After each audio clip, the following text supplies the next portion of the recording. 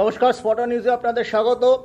All India football ফেডারেশনের referee's কমিটির chairman টেভার cattle শনিবারের বড় ম্যাচে রেফারিং বিতর্ক নিয়ে মুখ খুললেন। দিল্লিতে এক সাংবাদিক সম্মেলনে তিনি জানিয়ে দিলেন ভেঙ্কটেশের সিদ্ধান্ত সঠিক ছিল। তার ব্যাখ্যা হিসেবে একটু আগে কলকাতার বিশিষ্ট রেফারি কাশীনাথ সেন যা বলেছিলেন আমাদের ক্যামেরার সামনে, অনেকটা সেই কথাই বলেছেন।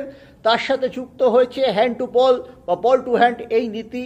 এখানে নতুন একটি ব্যাখ্যা দিয়েছেন তিনি। তার বক্তব্য হচ্ছে শুভাশিসের গায়ে লেগে সেই বলটি আঘাত করেছিল আপুইয়ার হাতে। আপুইয়া যে খুব একটা হাতের মুভমেন্ট করেছেন তা নয়, তার হাত তার শরীরের সঙ্গে ছিল না। কিন্তু টেভার ক্যাটলের মতে আমরা কিছু বলছি না। টেভার ক্যাটল সাংবাদিক সম্মেলন করে যেটা জানিয়েছেন, অল ইন্ডিয়া ফুটবলের মিডিয়া ডিপার্টমেন্ট থেকে এই প্রেস কনফারেন্সের আয়োজন করা হয়েছে, সেই কথাটাই আপনাদের আমরা জানাচ্ছি যে তিনি বলছেন শুভাশিসের গায়ে লেগে তার হাতে লেগেছে, ইচ্ছাকৃত হ্যান্ডবল নয়, ডেলিভারেড হ্যান্ডবল নয়।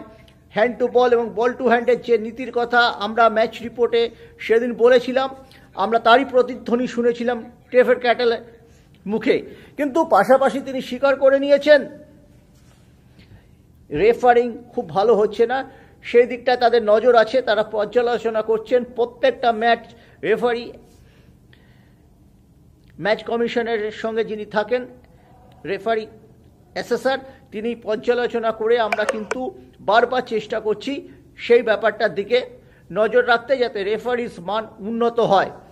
পাশাপাশি এআইএফএফের সূত্রে খবর, রেফারিং নিয়ে শোরগোল উঠলেও নকআউটে বিদেশি রেফারি আনার কোনো চিন্তাভাবনা নেই। এবং ভার সেটা এতটাই খরচ সাপেক্ষ ব্যাপার, ভারতীয় ফুটবলে সেটা দুরস্ত।